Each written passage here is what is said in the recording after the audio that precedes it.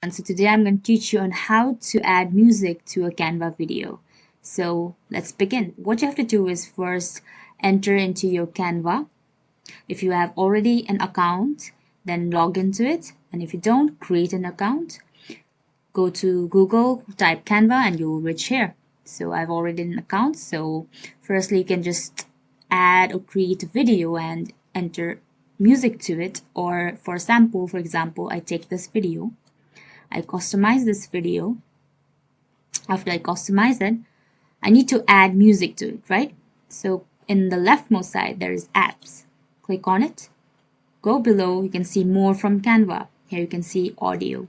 Click on the audio and you can choose any music here. For example, you can listen to the music.